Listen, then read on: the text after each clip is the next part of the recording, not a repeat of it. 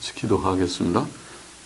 하나님 아버지, 부족한 종에게 또 오늘 주제를 같이 생각하며 또 문제가 무엇인지를 성경적으로 바르게 비평할 수 있는 힘을 주시고, 이것이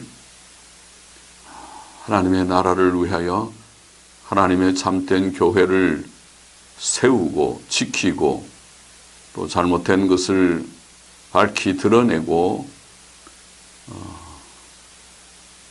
하나님의 뜻을 온전하게 깨닫고 전하는 그런 일이 되게 하나님께서 은혜를 주시고 성령님 지도하여 주시기를 원하옵고 주께 의탁하며 예수님의 이름으로 기도하옵나이다.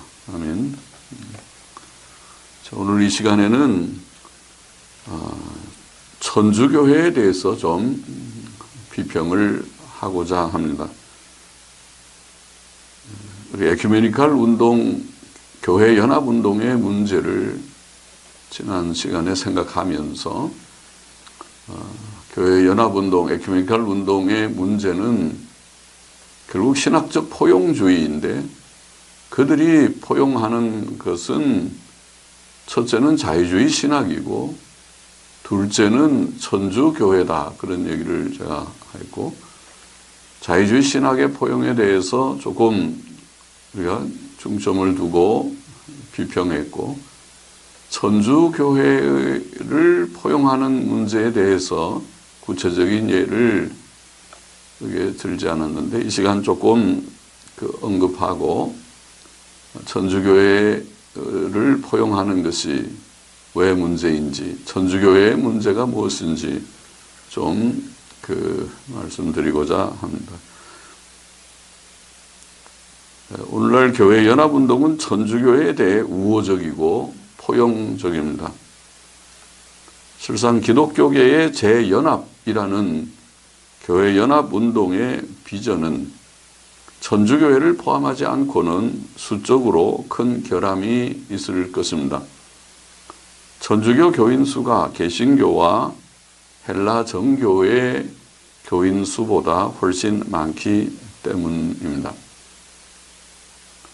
미국 해외선교연구센터 OMSC라고 하는 단체의 2013년 1월호 국제선교통계보고서 IBMR 국제선교통계보고서라는 문서에 의하면 세계 인구는 약 71억 명이고 기독교 인구는 약 23억 5,400만 명이라고 그렇게 말하고, 그 중에 로마 천주교회가 12억 명, 그러니까 천주교회를 기독교의 통계에 포함해서 말을 하고 있는데, 천주교회는 12억 명, 개신교는 4억 3,900만 명.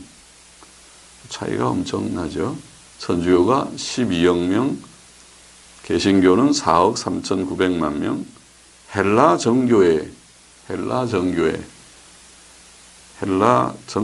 2억 7,900만 명, 그리고 영국교회를 분리해서 영국교회, 우리나라에는 성공회라고 하지요. 미국에서는 감독교회라, 에피스코팔 철치라고 하는 영국교회는 9,100만 명, 그렇게 통계가 되어 있습니다. 영국교회는 9,100만 명. 그리고 흥미로운 것은 독립교회들이라고, 독립교회들이라는 부류 속에 3억 6,900만 명을 포함시켰습니다. 여하튼 자, 이 통계에 보면은 개신교나 헬라 정교회를 합치고 영국교회를 다 합쳐도, 독립교회까지 합친다 하더라도 숫자적으로는 천주교회에 미치지 못한다고 보입니다. 그러니까 온 기독교회들의 재결합이라고 하는 에큐메니컬 운동, 교회연합운동의 목표를 생각한다면 천주교회를 그들이 포함하고자 하는 그런 의도를 생각할 수 있겠습니다. 세계교회협의회 초대 총무이며 명예회장인 빌렘 비셜트 후프트라고 하는 사람은 WCC와 천주교회의 적극적 협력 관계에 대해 우리가 반복해 말하는 바는 WCC 내의 교회들과 천주교회는 이제 모두 한 동일한 교회연합운동의 일부분이라는 것이다.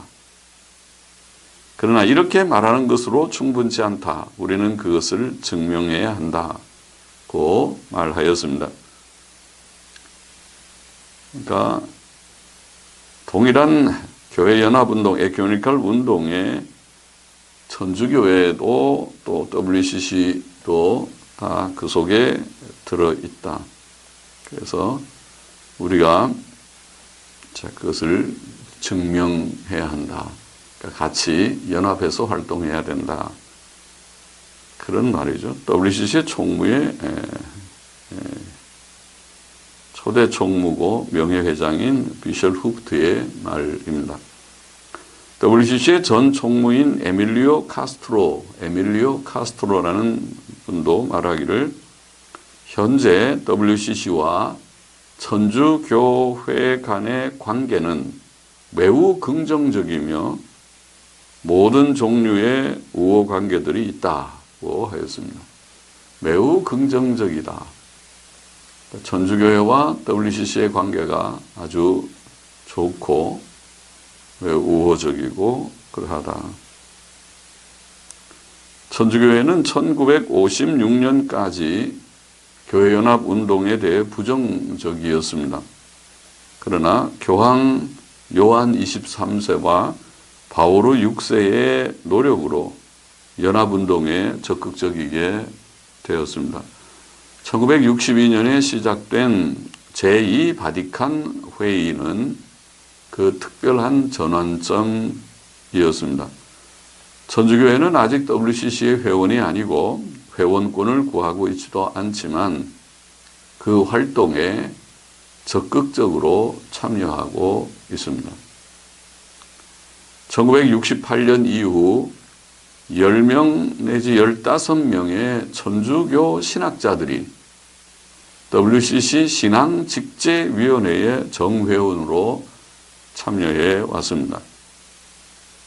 WCC의 신앙직제위원회가 바로 교회의 일체성을 추구하는 사실은 교회연합운동의 핵심적 그런 부서라고 할 수 있죠. 거기에 정회원으로 되어 있습니다. 천주교회는 정규적으로 WCC의 주요 대회들의 참관인이었고 WCC의 프로그램 작성 간사들 중에도 들어 있습니다.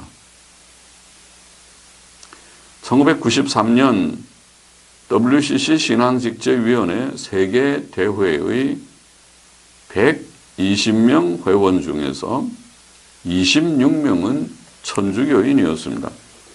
그러니까 대단한 영향력이 아닙니까? 120명 중에 26명. 우리가 교단이 그렇게 많은 수의 사람들을 WCC에 참여시킬 수 있겠습니까?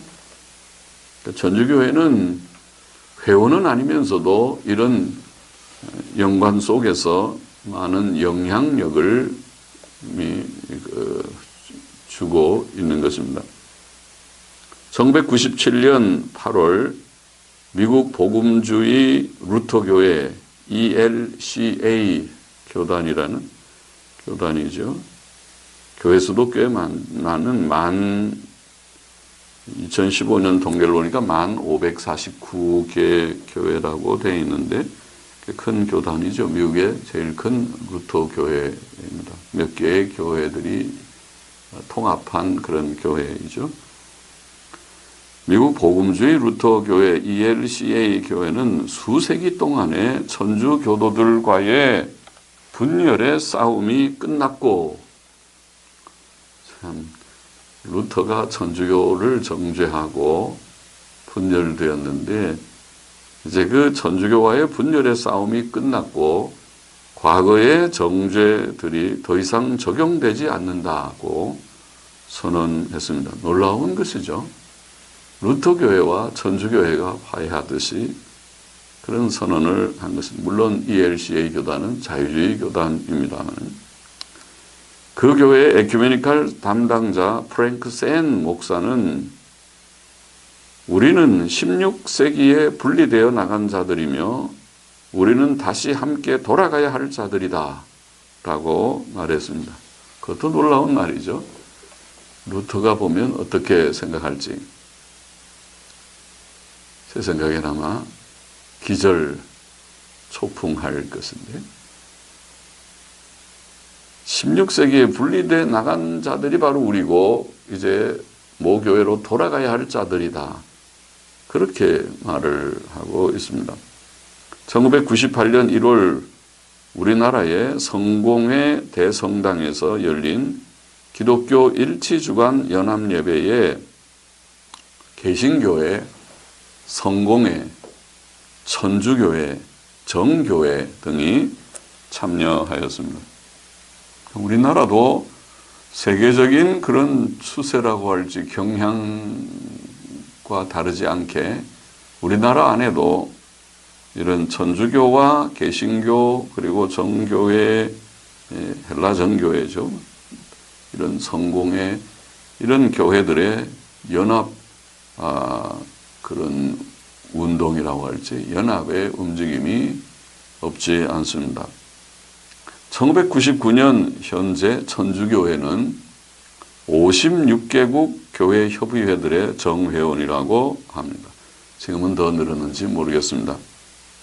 오래전에 통계인데, 그러나 충분합니다. 세계의 많은 교회 협의회, NCC라고 하는 교회 협의회들, 물론 자유주의적이라고 보이는데, 이런 협의회들의 56개국에서 정회원으로 있다. 그럼 WCC의 회원은 아니지만은 이미 각 나라에서 교회들과 연합적인 활동, 연합적인 행사에 깊숙이 참여하고 있다고 말할 수 있습니다.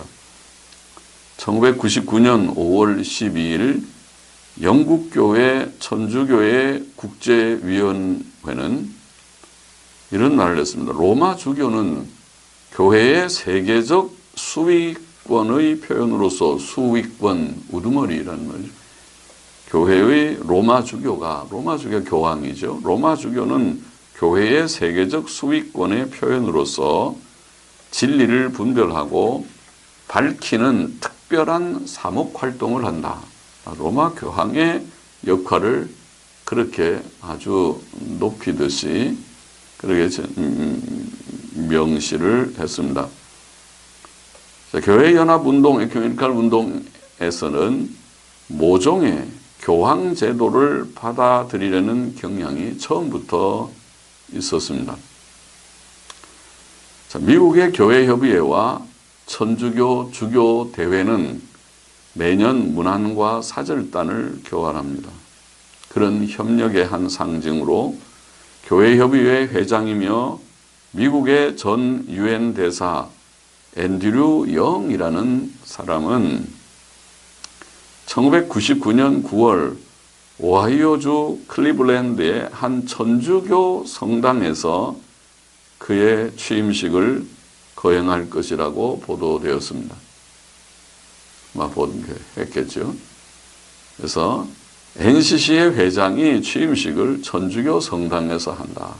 이제는 교회협의회와 NCC와 천주교 주교대회가 매우 가깝구나 하는 것을 우리가 알 수 있는 사례입니다. 1999년 10월 31일 루터교 세계연맹 크리스티안 크라우제 주교와 루터교회 세계적인 연맹, 이런 세계연맹이라는 세계적인 단체가 있는데 그게 크리스티안 크라우제 주교와 교황청의 일치위원장인 에드워드 카시디 추기경, 그러니까 천주교와 루터교의 세계적인 그런 대표적 인물들이 신교와 구교의 500년 만의 화해 사건으로 칭의의 교리에 관한 공동선언에 서명하였습니다. 놀라운 그런 일이 연속되고 있습니다. 2000년 1월 18일 로마의 바티칸 베드로 대성당에서 열린 2000년 대희년 교회 일치 기도회에 천주교회 교황 요한 바오로 2세와 영국교회 수장 조지 크레이 캔터베리 대주교와 동방정교회 대표 헬리오폴리스 수석 대주교 등이 참석하였습니다. 2000년 4월 엘버타 에드몬튼에서 열린 캐나다 교회협의회는 천주교회 온타리오 주교인 안드레 발리를 새 지도자로 선출하였습니다. 천주교인을 회장으로 뽑은 것은 캐나다 교회협의회 창립 56년 만에 처음이라고 합니다. 놀라운 일들이 미국과 캐나다와 또 이런 각 곳에서 일어나고 있구나 하는 것을 느낄 수 있습니다. 또 오늘날의 은사운동은 천주교인과 개신교인 간의 접착제로 나타나고 있습니다. 1983년 미국에서만 60만 명 이상의 천주교인들이 은사주의적 기도회에 참여하고 있고 온 세계에서는 약 5천만 명이 참석하고 있다는 한 논문의 통계 그런 자료를 보았습니다. 자, 교회연합운동은 이처럼 개신교회와 천주교회의 연합을 향해 전진하고 있습니다. 심지어 복음주의 지도자들 가운데 천주교회를 용납하는 경향이 있습니다. 그 예들은 복음주의에 대해 논할 때에 살펴보겠습니다. 자, 그러면 천주교회와 교회 연합운동, 에큐메니칼 운동에 밀접한 그런 관계에 지금 문제를 우리가 몇 가지 중요한 사례들을 들어서 매우 가까워져 있다. 그렇게 말씀을 드렸는데, 그러면 천주교회는 개신교회가 교제할 만한 교회인가? 천주교회는 16세기의 모습과 달라졌는가? 그것이 중요한 우리의 질문이고 거기에 대한 대답은 부정적입니다. 천주교는 변하지 않았다. 천주교회의 중심된 교리나 또 사상은 변하지 않았다는 것입니다. 제2바티칸 회의 이후에 조금 변한 것은 있습니다. 전에는 라틴어로 집례하던 미사를 자국어로 한다든지, 전에는 우리 신교에 대해서 그저 비평적이기만 하던 자들이 조금 유화적인 제스처를 쓴다든지 하는 그런 일들이 좀 변화된 것이라고 말한다면 말할 수 있지만은, 그러나 천주교의 핵심적 교리에 있어서 변화가 없다는 것을 우리가 분명히 말할 수 있습니다. 좀 살펴보십시다. 첫째로 교황의 권위에 관한 교리를 좀 보십시다. 교황의 권위.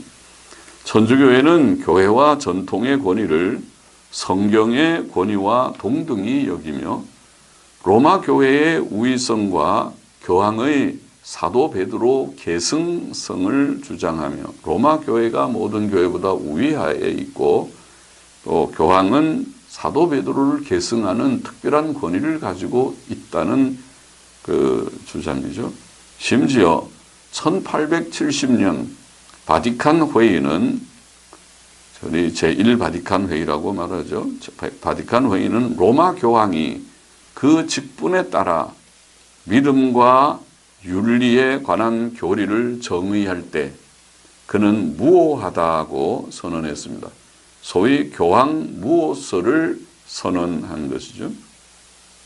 그래서 교황이 그 옥좌에서 신앙과 행위에 관한 교리를 선포할 때에 그것은 무오한 신적 권위를 가지는 것이다. 이런 교리이죠. 1964년 제2바티칸 회의도 교황을 베드로의 계승자, 그리스도의 대리자요 전체 교회의 유형적 머리라 부르면서 교황의 머리됨과 무오한 교훈의 직분에 관한 교리를 똑같은 말을 하고 있죠. 교황의 머리됨과 무오한 교훈의 직분에 관한 교리, 곧 교황 무엇을 말하는 것이죠. 교황 무오의 교리를 말하는 것이죠. 무오한 교훈의 직분에 관한 교리를 모든 신실한 자들이 확고히 믿어야 할 교리로 변함없이 강조하였습니다. 변한 것이 없단 말이죠. 1870년에 제1바티칸 회의나 1964년에 20세기 중반에 있은 제2바티칸 회의나 변한 것이 없습니다. 똑같은 말을 하고 있습니다. 자, 그러나 천주교의 교황의 권위와 무오성에 대한 교리는 성경에 근거가 없을 뿐 아니라 모든 기독교 교리들의 기초인 성경의 신적, 절대적, 최종적 권위에 대한 교리에 가장 모순된다고 하겠습니다. 우리의 신앙의 근거가 무엇인가 하는 문제죠. 그 근거가 성경인가? 아니면 교회의 권위, 교황의 권위인가? 자유주의자들은 인간의 이성과 경험을 그들은 중시한다고 우리가 앞에서 말한 바가 있습니다. 자유주의 신학을 비평할 때 말을 했었습니다. 그러나 이제 천주교의 문제는 이것이 성경에 절대적으로 근거할 것인가 아니면 교회의 권위 혹은 교황의 권위에 근거할 것인가. 지금 천주교의 교리는 교황의 무오적 권위를 말하고 있으니까 이전에는 천주교회도 동방정교회처럼 교회 회의의 권위를 말했었습니다. 로마 천주교도 교회 회의의 권위를 중시했습니다. 그러나 1870년 아까 말한 바티칸 회의를 기점으로 천주교회는 그 권위의 근거를 교회 회의가 아니라 교황에게 두게 됐습니다. 그래서 그 이후에 교황이 무엇을 선언하는 것은 무오하다, 신적 권위를 가진다는 그런 아주 기괴한 교리지만은 그런 교리를 선포함으로써 굉장한 그런 권위의 근거에 관한 그런 변화를 가져왔다고 할 수 있습니다. 그러나 이것은 성경의 절대적 권위에 가장 모순되고 또 교황 무오의 교리는 교황의 칙령들의 실제 역사에도 교황이 여러 가지 교리적, 윤리적 선포하는 그런 내용들이 있었죠. 그걸 교황의 그런 칙령들이라고 할 수 있을 때인데 그 칙령들의 실제 역사에도 모순됩니다. 역사상 교황들의 사상들과 선언들 간에는 차이점들과 심지어 상호 충돌들이 있었습니다. 예를 들어서 그레고리 1세는 누구든지 전 세계의 감독이라는 칭호를 가지려 하는 적그리스도다. 전 세계의 감독이라는 칭호를 가질 수 없다는 그런 말을 한 것이죠. 그렇게 선언했으나 보니페이스 3세는 황제로 하여금 그에게 그런 칭호를 주도록 만들었습니다. 결국 전 세계의 감독이라는 칭호를 얻게 된 것이죠. 서로 모순된 것이죠. 또 식스투스 5세는 성경 읽기를 권장했지만은 피우스 7세는 또 여러 다른 교황들과 더불어 그것을 정죄했습니다. 어떤 교황은 성경을 읽으라고 권하고 교리적인 문제, 윤리적인 문제죠. 그리고 다른 교황들은 성경 읽는 것을 정죄하고 이것이 서로 모순된 것이 아닙니까? 어느 교황이 옳다는 것입니까? 더욱이 교황들 중에는 두드러지게 부도덕한 자들이 있었습니다. 이것은 역사가 증거하고 있고 이것을 부정할 수 없는 그런 역사적 사실들로 우리가 알려져 왔습니다. 요한 12세는 살인, 위증, 신성모독, 간음, 근친상간 등의 죄로 로마 황제에 의해 처형되었습니다. 또 알렉산더 6세는 6아이를 낳았는데 교황은 결혼하지 않는다는 것이 그들의 법이 아닙니까? 그런데 6아이를 낳았는데 그중 2은 그가 교황이 된 후에 태어났습니다.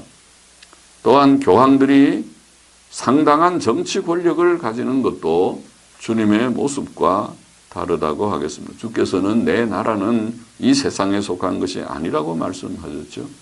또 인자가 온 것은 섬김을 받으려 함이 아니라 도리어 섬기려 하고 자기 목숨을 많은 사람의 대속물로 주려 함이니라고 하셨죠. 주님은 정치적 권력을 소유하지도 행사하지도 않으셨습니다. 그러나 로마 교황들은 매우 정치적 권력을 가진 그런 인물들로 교황청은 다른 나라와 외교를 서로 할 정도로 정치 권력 집단이 되어 있지. 그러므로 천주교회의 교황은 하나님의 교회의 참된 머리나 무오한 지도자가 아닐 뿐만 아니라 참되고 유일한 머리이신 예수 그리스도의 권위와 영광을 부당하게 탈취한 자라고 하는 전통적 개신교회의 그런 판단과 또 우리가 가르침은 정당하다고 말할 수 있습니다. 교황이 무오한 권위의 지도자, 땅 위에 있는 무오한 권위의 지도자라고 볼 수 없다. 오직 성경만이 하나님의 참된 권위의 기준이 되고 근거가 된다. 그렇게 우리가 말할 수 있습니다. 둘째, 마리아의 교리를 좀 보십시다. 천주교회는 예수님의 모친 마리아에 대해 여러 가지 교리를 선언하였습니다. 우선 천주교회는 마리아의 무죄한 잉태와 승천을 선언했습니다. 마리아는 무죄하게 잉태했고 또 평생 무죄하게 살다가 또 하늘로 승천했다. 전혀 성경에는 없는 얘기들을 하고 있는 것이죠. 1854년 교황 피우스 9세는 마리아의 무죄한 잉태를, 1950년 피우스 12세는 마리아의 승천을 선언하였습니다. 제2바티칸 회의도 이렇게 진술을 합니다. 마침내 원죄의 모든 더러움 없이 보존된 그 순결한 동정녀는 그의 지상 생애가 끝났을 때 몸과 영혼이 하늘의 영광 속으로 들림을 받았다. 그렇게 말합니다. 순결하게 땅에 태어나고 평생 순결하게 살다가 또 죽어서 부활하여서 하늘로 승천되었다. 그런 말이죠. 또 천주교회는 마리아에게 기도할 것을 가르칩니다. 가톨릭 교리서라고 하는 우리나라에서 발행된 교리서를 보니까 하느님의 어머니이시며, 하느님이라고 천주교는 그러죠. 하느님의 어머니이시며 우리의 어머니이신 마리아는 항상 우리를 돌보아 주신다. 마리아는 예수님의 어머니니까 하느님의 어머니라고 말하고 또 우리의 어머니라고 표현하고 항상 우리를 돌봐 주신다. 대단한 것이죠, 마리아가. 그러므로 우리는 마리아에게 신뢰하는 마음으로 각별한 공경과 기도를 드려야 된다. 또 모든 위험과 어려움에서 도와주시기를 청해야 한다. 자, 마리아가 대단한 그런 분이라는 것을 가르치고 있죠. 기도의 대상이고 공경의 대상이고 그리고 그가 우리를 도와주는 우리를 도울 수 있는 능력이 있는 분이라고 가르치고 있습니다. 천주교에서 성자로 추앙된 알폰스 드 리고리 주교라고 하는 인물이 있습니다. 알폰스 드 리고리, 리고리 주교 그러기도 하고 알폰스 드 리고리 천주교의 주교인데 성인으로 추앙된 자고 또 교회 학자로 선포된 인물입니다. 천주교에서는 이단으로 정제된 자가 없고 오히려 성자요, 성인이요, 교회 학자라고 선포된 인물인데, 자, 이 알폰스 드 리고리 주교는 이렇게 말을 했습니다. 많은 것들을 하나님께 구하고 받지 못하지만, 우리가 하나님께 기도해서 받지 못하는 것이 많지만 마리아에게 구하여 받는다. 우리는 흔히 우리의 구하는 바를 예수께 기원함으로써보다 마리아의 이름을 부름으로써 더 신속히 얻는다. 놀라운 말이죠. 마리아가 대단한 분이요. 천주교인들에 의하면 하나님께 구해서 얻지 못하는 걸 마리아에게 구하면 얻고 예수께 구하여 얻지 못하는 것을 마리아에게 구하면 마리아의 이름으로 구하면은 마리아의 이름을 부르고 마리아에게 구하면 더 신속하게 얻고 그렇게 한다고 말을 했습니다. 기도의 대상입니다. 또 천주교회는 마리아에게 부당한 많은 칭호를 돌리고 있습니다.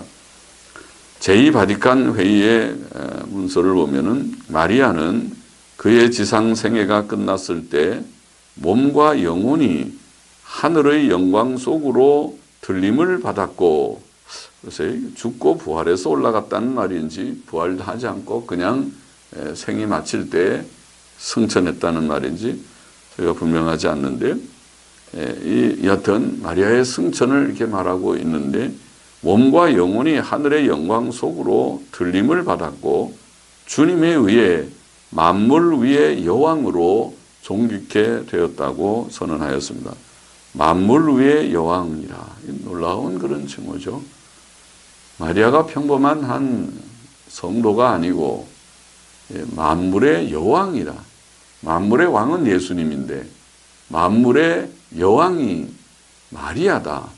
대단한 분이 아닙니까?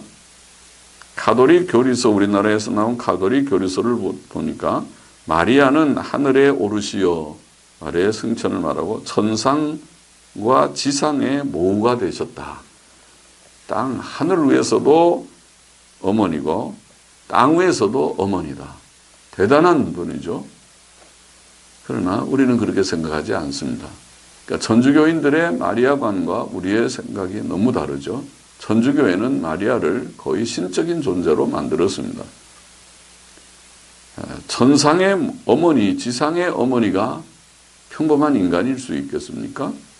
만물의 여왕이 평범한 인간일 수 있겠습니까? 또 모든 사람들의 기도를 들으실 수 있고 신속히 들을 수 있는 자가 평범한 인간일 수 있겠습니까? 또 제2바티칸 회의는 이렇게 선언했습니다. 하늘로 올림을 받은 후 그는 이 구원하는 직책을 버리지 않으셨고 여러 가지 중보 사역에 의해 계속 우리에게 영원한 구원의 선물들을 가져다 주신다. 그러므로 그 복된 동정녀에게 우리는 교회에서 변호자라는 말이 일종의 보혜사라고 번역할 수 있는 말이나 변호자, 보혜사, 또 돕는 자. 우리가 그 요한복음 14장에 성령님을 보혜사라고 우리가 번역했는데 영어 성경들은 그래서 위로자 혹은 근래 성경은 돕는 자라고 번역하기도 했습니다. 그래서 변호자, 보혜사, 돕는 자, 은혜 베푸는 자, 그리고 중보자, 놀라운 거죠. 중보자의 명칭들로 빈다. 마리아가 하나님과 우리 사이에 중보자가 될 수 있다. 중보자가 되었다. 중보자라고 불린다라는 말이죠. 놀라운 말입니다. 아까 인용한 알폰스 드 리고리 주교는 심지어 이런 마리아에 대한 이런 교리들을 말했습니다. 그가 쓴 마리아의 영광이라는 책이 있죠. The Glories of Mary라고 하는 책에 보면 놀라운 말들이 많습니다. 거기 보면 죄인들은 마리아를 통해서만 용서받는다. 만자가 들어있어요. 죄인들은 마리아를 통해서 용서받는다도 굉장히 놀라운 말이지만은 우리가 죄 용서받는 것은 예수님의 이름밖에 없지만은 마리아를 통해서만 용서받는다. 그러면 이 알폰스 디 리고리는 성인이고 교회학자라면 이 말이 맞는 말일 것이고, 만일 이 말이 틀린 말이라면 그는 성인과 교회학자가 될 수 없고 이단입니다. 이단이죠. 천주교는 그를 이단으로 말한 적이 없습니다. 그러면은 천주교의 교리란 말이죠. 마리아를 통해서만 용서받는다. 또 마리아에게 의지하지 않는 자는 실패하고 잃어버려진다. 구원 못 받는다는 말이죠. 우리 개신교인들은 마리아 의지하지 않습니다. 저는 마리아를 의지하지 않습니다. 그러면 구원 못 받았다는 말이죠.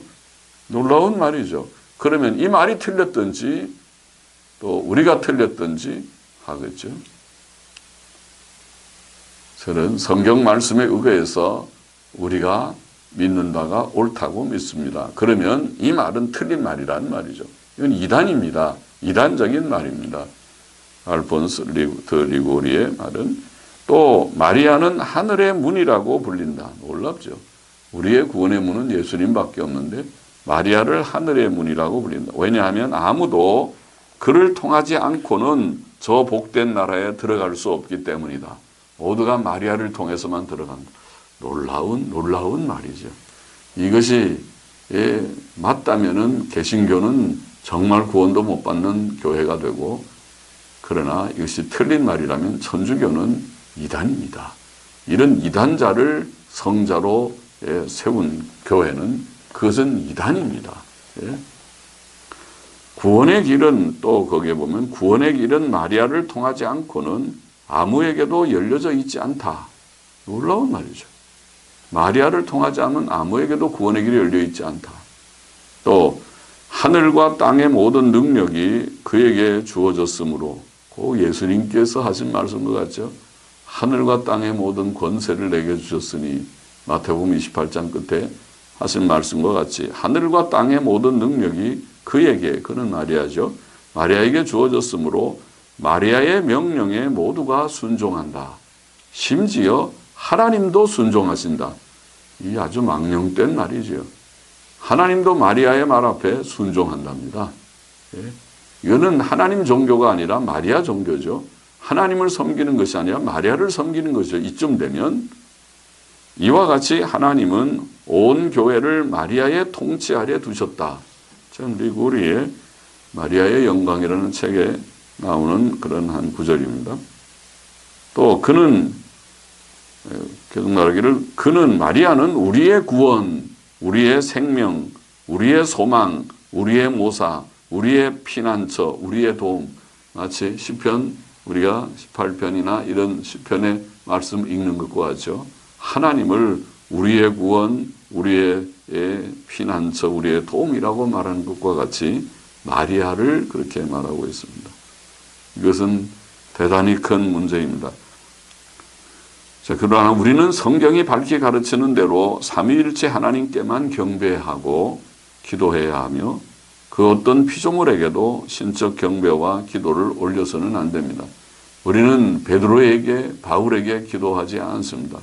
우리는 어떤 훌륭한 칼빈에게, 루터에게 기도하지 않습니다. 우리는 오직 하나님께, 성삼위 하나님께만 기도해야 되고 기도합니다. 그러나 마리아에게 기도하라는 이 교리는 그러므로 이것은 이단입니다. 이단적 사상입니다. 또 우리의 구주와 중보자는 오직 예수 그리스도 한 분뿐이십니다. 요한복음 14장 6절, 내가 곧 길이요 진리요 생명이니 나로 말미암지 않고는 아버지께로 올 자가 없느니라. 주님 말씀하셨죠. 이 말씀 한마디면 마리아 교리가 무너지죠. 사도행전 4장 12절 다른 이로서는 구원을 얻을 수 없나니 천하 인간의 구원을 얻을 만한 다른 이름을 우리에게 주신 일이 없음이니라. 그것이 성경의 말씀입니다. 마리아는 구원의 이름이 아닙니다. 마리아를 통해서 구원받는다는 것은 이 거짓된 말입니다. 거짓말입니다. 이단입니다. 디모데전서 2장 5절에 하나님은 한 분이시요 또 하나님과 사람 사이의 중보도 한 분이시니 그 사람이신 그리스도 예수라. 중보자도 예수 그리스도 한 분뿐이십니다. 하나님과 사람 사이의 중보는 예수님 한 분 외에 없습니다. 마리아 자신은 예수 그리스도의 구원이 필요한 죄인에 불과합니다. 누가복음 1장 38절에 보면 마리아가 가로되 주의 계집 종이 오니, 계집 종이라고 표현했어요. 자신을 주의 계집 종이 오니, 말씀대로 내게 이루어지이다. 우리는 성경에서 마리아에 대한 특별한 높임을 볼 수 없고 도리어 그 반대의 예를 봅니다. 마태복음 2장 11절에 보면 동방박사들은 집에 들어가 아기와 그 모친 마리아에 함께 있는 것을 보고 엎드려 아기께 경배하였더라. 아기께 경배했습니다. 무리 중 한 사람이 당신을 뵌 태와 당신을 먹인 저지 복이 있도소이다 하고 예수께 말하였을 때 그는 오히려 하나님의 말씀을 듣고 지키는 자가 복이 있느니라고 말씀하셨습니다. 또 그의 모친과 형제들이 그를 찾아왔을 때 그는 그의 모친을 다른 제자들보다 달리 높이지 않으셨고 오히려 누구든지 하늘에 계신 내 아버지의 뜻대로 하는 자가 내 형제요 자매요 모친이니라고 말씀하셨습니다. 주님은 결코 모친을 높이지 않았습니다. 그러나 천주교회는 예수님의 모친을 한없이 높여서 거의 신적인 존재를 만들어 버렸습니다. 이것은 우상 숭배입니다. 마리아 숭배입니다. 그러므로 천주교회의 마리아 교리는 비성경적이며 우상 숭배적입니다. 마리아에게 기도하고 그를 보혜사니 중보자니 천국의 문이니 구원의 길이니 천상천하의 어머니와 여왕이니 이렇게 부르는 행위는 우상 숭배입니다. 우상 숭배적인 것입니다.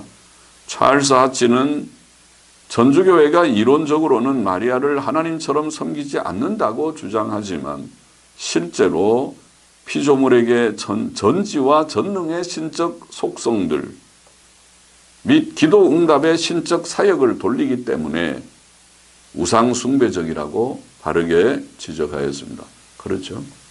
신이 아니라고 말하면서 결국 마리아가 이 세상의 많은 사람들의 기도 소리를 듣는다, 신속히 응답한다는 것은 그것은 전지와 전능의 그러한 신적 속성을 그에게 돌리는 것이 아닙니까?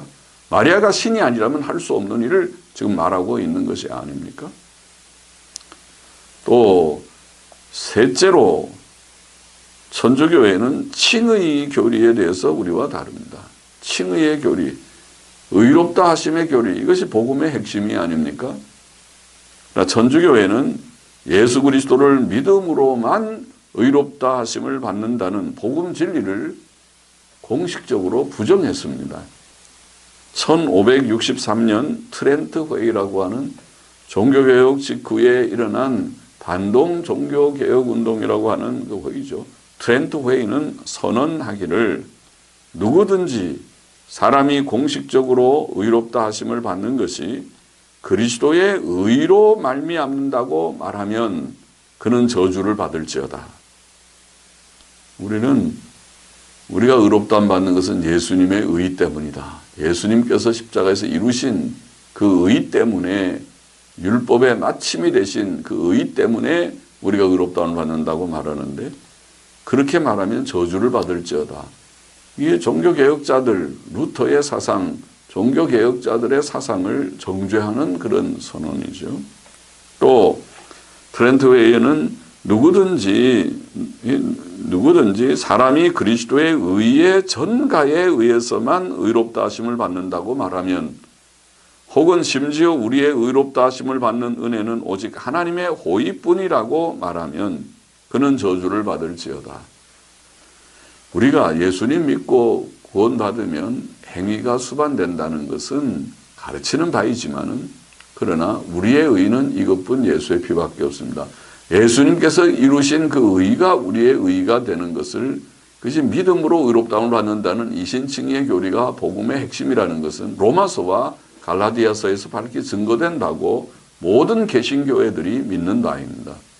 종교개혁의 유산을 받은 자들, 종교개혁의 슬로건이 바로 이신칭의의 거기에 핵심이 있었습니다. 그러나 천주교회는 바로 이신칭의 믿음으로만 의롭다함을 받는, 믿음으로 의롭다함을 받는다는 복음 진리를 부정하는 것입니다. 큰 오류죠. 그것이 이단이 아니면 무엇입니까? 복음의 핵심을 부정하는 것이 이단이 아니면 도대체 무엇이 이단인 것입니까? 또 칭의에 관련해서 천주교회는 신자들의 죄들의 속죄가 남아있다고 가르칩니다. 신자들의 죄들의 속죄가 남아있다. 여기에서 선행과 기도를 통한 속죄의 교리와 연옥의 교리 등이 나오는 것입니다. 예수님의 십자가 대속으로 다 이루어진 것이 아니고 우리의 죄의 속죄가 남아있기 때문에 그 죄를 속하기 위하여 선도 행해야 되고 또 기도도 해야 되고 그렇게 된다. 또 남은 죄가 있으면 연옥에 가서 단련을 받아서 정화되어야 된다. 이런 말을 한다는 말이죠. 가톨릭 교리서에 보면 이렇게 되어 있습니다. 고백의 성사로 지옥의 벌은 언제나 사함을 받으나 세상과 연옥의 벌까지 사함을 다 받는 것은 아니다. 그거를 죄의 벌이라고 했어요. 세상에서 당하는 고난을 또 연옥이라고 하는 것이 있어서 거기에서 벌을 받는다고 말하고 있어요. 이 유한한 벌의 사함을 받기 위해서 신부는 보석을 정해준다. 보석이라는 것이 선행이나 뭐 기도나 이런 거겠죠. 그래서 이렇게 하십시오. 그래야 죄가 속해진다는 것입니다. 신부가 고해성사를 받는 신부가 집행하는 신부가 그 죄의 고백을 듣고 이렇게 하시오 하는 보석을 정해준다는 거죠. 고백 성사를 받는 사람은 우리 죄 때문에 고통을 당하고 죽으신 그리스도와 일치하여 자기 죄에서 오는 벌을 보상해야 한다. 이렇게 되어 있고 제2바티칸 회의의 선언을 보면 이렇게 돼서 죄는 속죄되어야 한다. 이것은 세상에서 이 생의 슬픔과 불행과 시련의 일들을 통해서 그리고 무엇보다 죽음을 통해서 이루어질 수 있을 것이다. 그렇지 않다면 그 속죄는 내세에서 불과 고통들 혹은 정결케 하는 형벌들을 통해 이루어져야 한다. 연옥교리 말하는 거죠. 그러니까 제2바티칸 회의도 변한 것이 아무것도 없어요. 속죄는 사람이 해야 할 남은 것들이 있다는 말을 하고 그리고 연옥의 교리에 대해서도 말하고 있는 것입니다. 그러나 성경은 뭐라고 말합니까? 성경은 예수 그리스도의 속죄가 완전하며 오직 그 공로에 근거하여 죄인이 죄 씻음과 의롭다 하심을 믿음으로 의롭다 하심을 얻는다는 사실을 가르치지 않습니까? 로마서 3장 21절 22절에 보면 이제는 율법 외에 하나님의 한 의가 나타났으니 곧 예수 그리스도를 믿음으로 말미암아 모든 믿는 자에게 미치는 하나님의 의인이 차별이 없느니라. 율법 외에 하나님의 한 의, 율법을 행함으로 의롭다함을 받는 길 외에 그런 방법이 아니고 다른 한 하나님의 의, 곧 예수를 믿음으로 예수 그리스도를 믿음으로 말미암아 모든 믿는 자에게 미치는 하나님의 의를 증거한 것입니다. 이것이 일한 것이 없이도 은혜로 받는 의라고 로마서 4장 4절 5절에는 표현했습니다. 일하는 자에게는 그 삭슬 은혜로 여기지 아니하고 빚으로 여기거니와 일을 아니할지라도 경건치 아니한 자를 의롭다 하시는 이를 믿는 자에게는 그의 믿음을 의로 여기시나니 이렇게 말했습니다. 그러니까 일을 아니할지라도 일이라는 것은 율법의 순종의 행위를 말하는 것이거든요. 그러니까 우리가 행함으로써 의롭다고 의를 이루거나 의롭다함을 받는 것이 아니고 예수 그리스도를 믿음으로 의롭다함을 받는다는 것을 밝히 증거한 것이 로마서와 갈라디아서의 그런 교훈입니다. 또 한 사람의 의로 말미암아 많은 사람이 의인이 되었다. 로마서 5장 18절에 말씀했고 예수 그리스도께서는 우리의 의가 되셨다. 의이시다. 고린도전서 1장 30절에 말씀했습니다. 또 사죄와 칭의는 성경이 증거하기를 사죄와 칭의는 완전하다고 증거하고 있습니다. 로마서 8장 1절에 보면 그러므로 이제 그리스도 예수 안에 있는 자에게는 결코 정죄함이 없나니 그렇게 말했어요. 그것이 완전하지 않으면 어떻게 결코 정죄함이 없는 것이 가능하겠습니까? 우리의 행위는 항상 불완전합니다. 부족합니다. 그러나 예수 그리스도 안에 있는 자에게는 결코 정죄함이 없다고 성경은 증거하는 것입니다. 로마서 10장 4절에는 그리스도는 모든 믿는 자에게 의를 이루기 위하여 율법의 마침이 되시니라. 행하는 자가 아니라 모든 믿는 자에게 의를 이루기 위하여 믿는 자에게 의를 이루기 위하여 율법의 마침이 되셨다.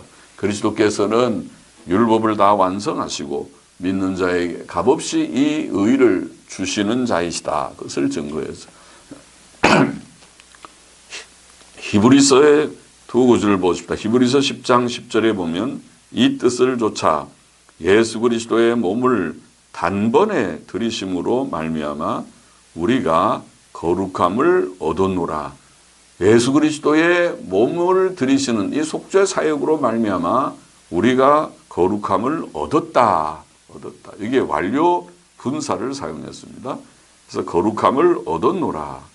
완료형으로 완성된 거룩, 온전한 거룩을 말씀했습니다. 히브리서 10장 14절도 저가 한 제물로 거룩하게 된 자들을 영원히 온전케 하셨느니라. 거기에도 완료의 시제를 사용했습니다. 직설법 완료 시제를 사용해서 영원히 온전케 하셨다. 그렇게 말씀한 것입니다. 자, 이것은 칭의를 부정하는 또 칭의를 인간의 선행에다가 결부시켜서 우리가 선을 행하여야만 보속을 어느 정도 해야만 된다고 하는 것은 그것은 끝없는 것입니다. 끝없고 그것은 의를 결국 이루지 못하는 그래서 부족해서 나중에 죽을 때 연옥도 있어야 되고 이렇게 되는 것입니다. 틀린 교리다. 성경은 예수 그리스도의 대속이 완전하고 우리가 그를 믿음으로 값없이 의롭다함을 받는다는 사실을 밝히 증거합니다. 물론 행위는 수반되어서 따라옵니다. 그거는 늘 부족합니다. 그것은 행위는 정말 믿었다는 증거로서 우리가 나타나게 되어 있습니다. 그러나 우리의 의는 이것뿐 예수의 피밖에 없습니다. 우리가 의롭다함을 받는 것은 우리의 행위로서가 아니라 예수 그리스도의 완전한 의를 내가 믿음으로 내게 적용돼서 내게 주어져서 의롭다함을 받는 것이라고 성경은 가르치는 것입니다. 성도의 기도와 선행은 그러므로 사죄와 칭의의 수단이 아니고 그 결과요 열매입니다. 그러므로 천주교회의 칭의로는 복음의 왜곡이며 변질이요 이탈입니다. 그것은 다른 복음입니다. 사도 바울은 다른 복음을 전하는 자는 저주를 받을 것이라고 분명히 말했습니다. 천주교회는 우리 개신교인들을 향해서 저주를 수없이 많이 선포하지만은 그러나 성경은 다른 복음을 전하는 그 자에게 저주를 선언했습니다. 넷째로 미사의 교리도 그러합니다. 천주교의 성찬의 교리는 우리의 성찬 교리와 다릅니다. 천주교에서는 성찬을 미사라고 부르지요. 천주교회는 미사가 속죄 제사로서 거기에서 빵과 포도주가 실제로 그리스도의 살과 피로 변하며 그리스도께서 미사 때마다 반복하여 죽으신다고 주장합니다. 그것은 중요한 그런 차이점이고 중요한 문제입니다. 예수님의 속죄가 단번에 2000년 전 십자가 위에서 완성되었느냐? 아니면 매 미사 때마다 계속 예수 그리스도께서 죽으시느냐? 이거 작은 문제가 아니죠. 트렌트 신앙 고백은 나는 미사에서 산자와 죽은 자를 위한 참된 적절한 속죄 제사가 하나님께 드려진다고 고백한다고 말했습니다. 또 트렌트 회의는 누구든지 미사에서 참되고 적절한 제사가 하나님께 드려지지 않는다고 말하는 자는 저주를 받을지어다. 참 천주교는 저주를 많이 선포해서 아마 100몇 번을 저주를 선포했다고 하죠. 그래서 천주교의 이는 지금 이 미사, 우리가 화채설이라고 말하는 그 빵과 포도즙이 실제로 예수님의 살과 피가 된다고 하는 이 이론, 이 교리를 받아들이지 않는 자는 저주를 받으라. 이렇게 개신교회를 저주한 것이죠. 천주교는 이런 선언된 저주의 개신교를 향한 저주의 선언을 거두드린 적이 없습니다. 아, 우리가 잘못 생각했다. 이제는 그걸 우리 고친다. 그때 잘못이다. 교리 수정을 한 적이 없습니다. 그러니 천주교가 수정하지 않은 그런 교리를 이 개신교에 대한 저주의 선언을 정말 안다면 개신교가 정신없이 어떻게 천주교와 화해할 수 있습니까? 예? 그리고 그건 모순입니다. 저주를 받은 자들과 자기네들이 화해한다는 것도 모순입니다. 그렇게 되어 있는 것입니다. 제2바티칸 회의도 미사는 십자가의 제사에 계속되는 제사이며 미사의 제사에서 우리 주님은 제물로 죽임을 당하신다고 선언하였습니다. 우리나라의 가톨릭 교리서도 미사 성제는 예수님이 바치신 십자가의 제사를 새롭게 하고 되풀이하는 것이다. 예수님은 사제의 손으로 당신 자신을 하늘에 계신 아버지께 제물로 드리신다. 따라서 미사 성제는 십자가의 제사와 완전히 같으며 가장 완전한 신약의 제사이다라고 설명합니다. 그러나 이러한 천주교의 미사 교리는 그리스도의 단번 속죄의 사역에 대한 왜곡이요 모독인 것입니다. 주께서는 십자가 위에서 다 이루었다고 말씀하셨습니다. 그리스도의 이 말씀은 사람들의 구원을 위해 필요한 모든 것을 성취하셨음을 나타냅니다. 칼빈은 말하기를 이 말씀은 미사라는 가증스러운 것을 정죄한다고 하였습니다.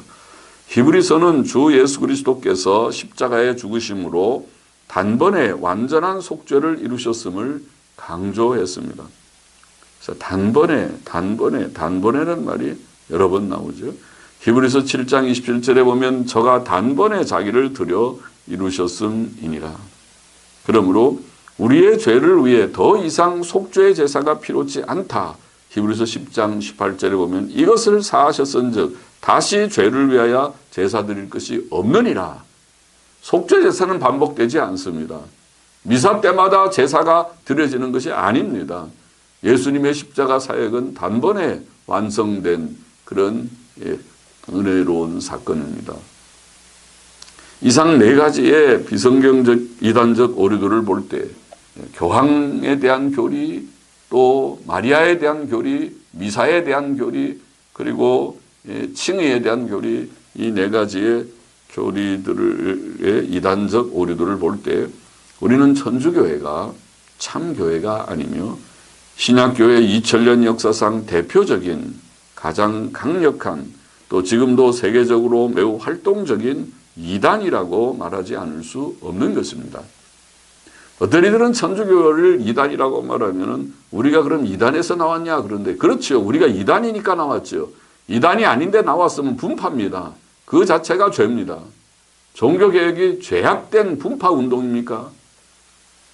천주교회가 잘못된 교회니까 거기서 분리돼서 나온 것이 종교개혁의 역사입니다.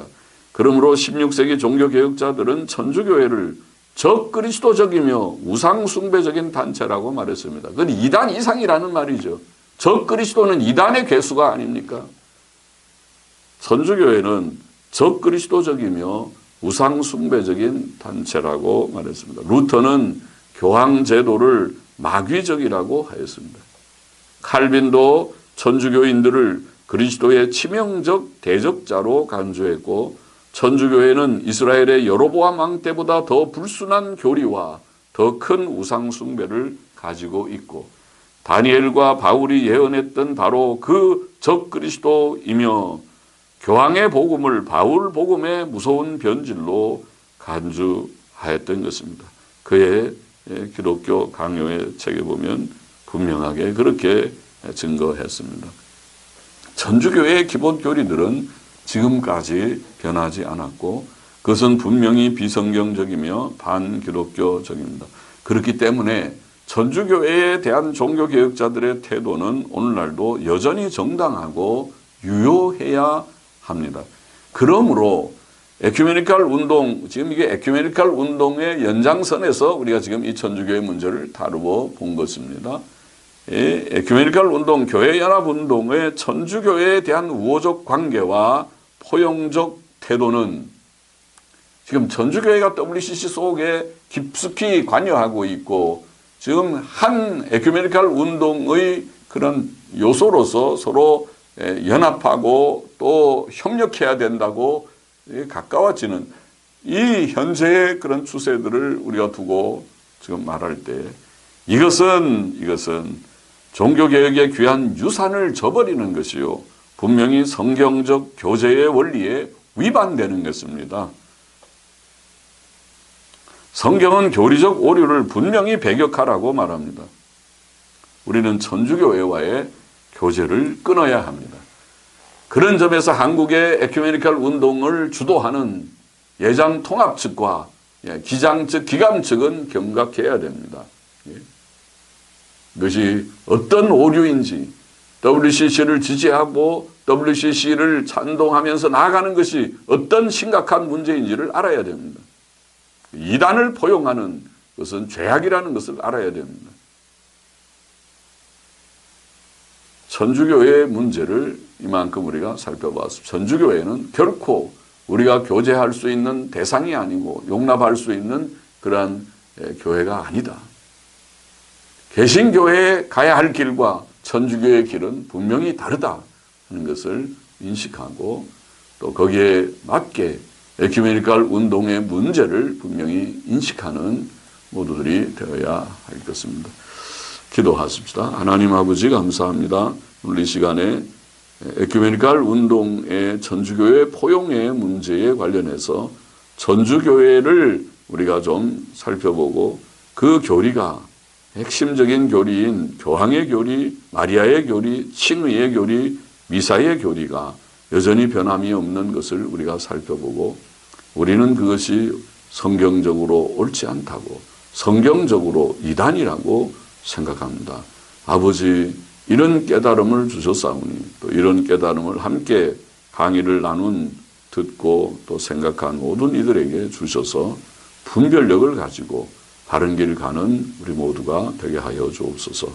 오 주여 긍휼히 여겨 주옵소서. 혼란스러운 말세지 아래 이 교회 교계의 모든 움직임들을 이 괴이한 이 배교와 타협과 혼돈의 움직임을 긍휼히 여기시고 신실한 종들과 성도들과 교회들을 처처에 세워 주옵소서. 예수님의 이름으로 감사하며 기도하옵나이다. 아멘.